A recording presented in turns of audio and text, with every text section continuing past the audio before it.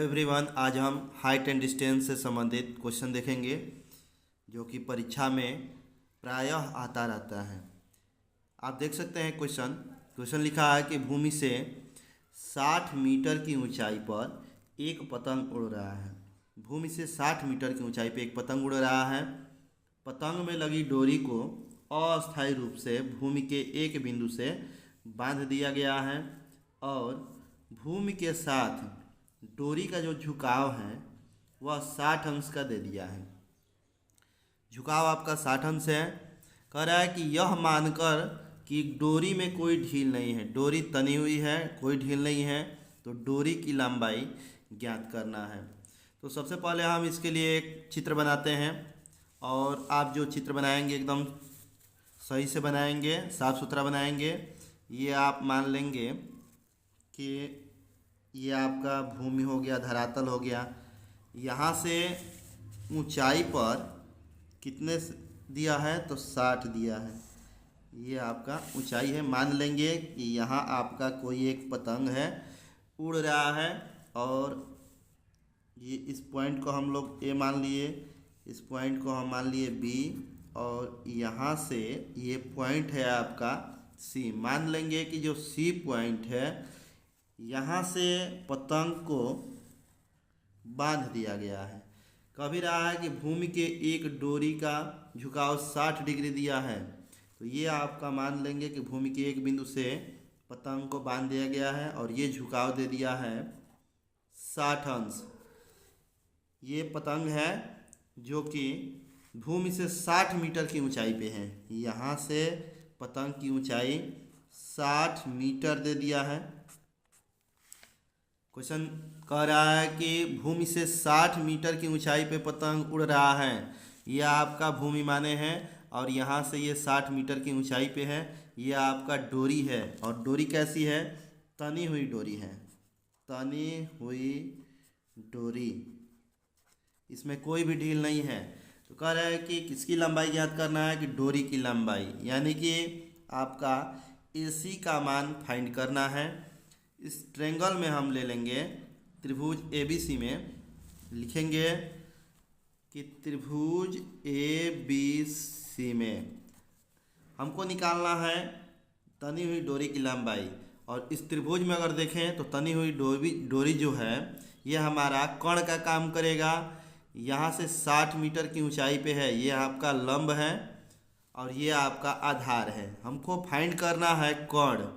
तो हम देखेंगे कि कर्ण और लंब कौन से साइन में आएगा, या कॉस में आएगा, टैन या कॉट या कोसेक, किस में आता है कर्ण और लंब। तो हम जानते हैं कि साइन में लंब और कर्ण दोनों आता है और कोसेक में भी आता है। तो या तो आप साइन लेंगे, नहीं तो कोसेक लेंगे। तो हम इसमें ले रहे हैं साइन थीटा। साइन थीटा बराबर होता है लंब बटे कर्ण। आपका लंब बटे में कर्ण होता है ये साइन थीटा का मान। लंब आप देख सकते हैं कि आपका AB है, तो लंब आपका AB लिखेंगे। कर्ण आपका क्या है तो AC है, तो कर्ण के जगह पे AC लिखेंगे। साइन थीटा, थीटा का मान दे दिया है 60 अंश, तो लिखेंगे साइन 60 अंश बराबर AB का मान कितना है 60 मीटर है, तो यह आप 60 लिखिए। AC जो कि तनी हुई डोरी है, इसी की लंबाई हमको फाइंड करना है। आप AC की जगह पे AC लिखेंगे। अब आपको पता होगा कि साइन 60 अंश का मान कणी में 3/2 होता है, तो 60 अंश की जगह पे आप लिखेंगे कणी में 3/2 बराबर 60 बटे में AC। या हम इसको क्रॉस मल्टीप्लाई करेंगे तो रूट में 3 कणी में 3 गुणे AC बराबर 60 दूनी 120 हो जाएगा। AC का मान निकालना है तो AC बराबर 120 बटे में 1 जाएगा क्योंकि गुणा में है, कणी में 3। अब हम क्या करेंगे कि जो आपका डिनोमिनेटर है यानी कि हर है, इसका परिमेयकरण कर देंगे। तो इसमें भी हम रूट में 3 से मल्टीप्लाई और इसमें रूट में 3 से, क्योंकि मान में अंतर ना है। अब इसको गुणा कर देंगे तो AC का मान आपका आ जाएगा 120 कणी में 3 बटे में कणी 3 से कणी 3 में गुणा करेंगे तो ये आपका आ जाएगा 3 इसको आप कटा सकते हैं 40 बार में, यानी कि 40 कड़ी 3 हो जाएगा AC का मान 40 कड़ी 3 सेंटीमीटर। और क्वेश्चन कह रहा है कि डोरी की लंबाई ज्ञात कीजिए। तो ये आपका डोरी की लंबाई लिख देंगे, लिखेंगे कि डोरी की लंबाई बराबर 40 कड़ी 3 सेंटीमीटर। ये आपका आंसर हो जाएगा। ये बहुत इंपॉर्टेंट क्वेश्चन था, ये प्रायः लगभग 4 नंबर का ये क्वेश्चन आता है कि डोरी की लंबाई बताइए, या अन्य सीढ़ी पे भी आधारित हो जाएगा कि सीढ़ी एक दीवार से लगा दी गई है, तो ये मान लेंगे अगला क्वेश्चन भी दे देगा। सीढ़ी के संबंधित क्वेश्चन देता है कि एक दीवार है, दीवार पे सीढ़ी लगाया गया है, तो सीढ़ी की लंबाई ज्ञात कीजिए। डोरी हो या सीढ़ी हो, इस तरह से एक क्वेश्चन आता रहता है। इसी क्रम में आपका दूसरा क्वेश्चन है, ये काफ़ी इंपॉर्टेंट क्वेश्चन है। ये भी कह रहा है कि मीनार के आधार से, कह रहे कि एक मीनार है, उसके आधार से एक सरल रेखा में एक सीधी रेखा है, उसी रेखा में 4 मीटर और 9 मीटर की दूरी पर 2 बिंदु स्थित है। 2 बिंदु स्थित है, 4 मीटर की दूरी पे एक है और एक 9 मीटर की दूरी पे है। तो सबसे पहले हम एक देखें कि मीनार बना लें। जो क्वेश्चन कह रहा है एक एक लाइन आप लोग पढ़ेंगे और उसको बनाते चलेंगे, क्योंकि फिगर अगर आपका सही रहेगा क्वेश्चन भी आपका सही आएगा। ये आपका धरातल हम ले लिए हैं और यहाँ से एक हम मीनार बना रहे हैं। ये मान लेंगे कि AB नाम का कोई मीनार है और ये आपका मान लेंगे कि बिंदु C है जो B से 4 मीटर की दूरी पे है, और ये आपका बिंदु है D जो कि 9 मीटर की दूरी पे है।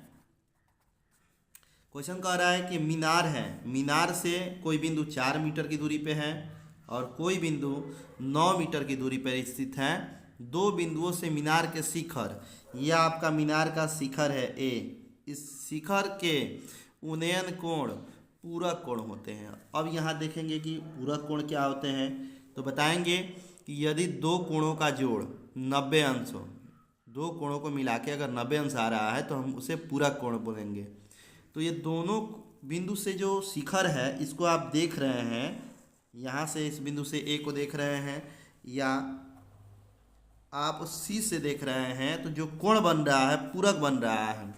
तो मान लेंगे कि इस बिंदु से देखने पर थीटा कोण बन गया और इस बिंदु से 90 माइनस थीटा हो जाएगा, क्योंकि दोनों को जोड़ के 90 अंश के बराबर लाएंगे तो पूरक कोण कहलाएगा। एक थीटा हो गया तो दूसरा हमारा 90 में से जो बचेगा वो हमारा पूरक कोण कहलाएगा। ये 90 माइनस थीटा हो जाएगा। ये आपका मीनार है, इसकी ऊंचाई को हम H मान लिए हैं। इसमें कह रहा है कि सिद्ध करना है कि मीनार की जो ऊंचाई आएगी H का मान जो आएगा 6 मीटर के बराबर आएगा। हमको यही सिद्ध करना है कि मीनार की ऊंचाई H बराबर 6 मीटर। इसको हल कर लेंगे, हम लिख लेंगे कि AB क्या है, मीनार है। AB बराबर मीनार, इसको हम माने हैं कि मीनार जो है AB है, जिसकी ऊंचाई आप H मीटर माने हैं। सिद्ध क्या करना है, सिद्ध करना है मीनार की ऊंचाई H बराबर 6 मीटर। यही हमको प्रूव करना है कि मीनार जो है 6 मीटर की ऊंचाई पे है, 6 मीटर की ऊंचा है। अब हमारे पास 2 ट्रायंगल आ रहा है, एक हमारा ट्रायंगल ABC है और दूसरा ABD है। ये आपका 2 ट्रायंगल है, दोनों ट्रायंगल में आप ले सकते हैं। तो मान लेंगे कि हम ट्रायंगल पहले इस ट्रायंगल में ले, उसके बाद इस ट्रायंगल में ले रहे हैं। हल करेंगे, लिखेंगे कि ट्रायंगल ABD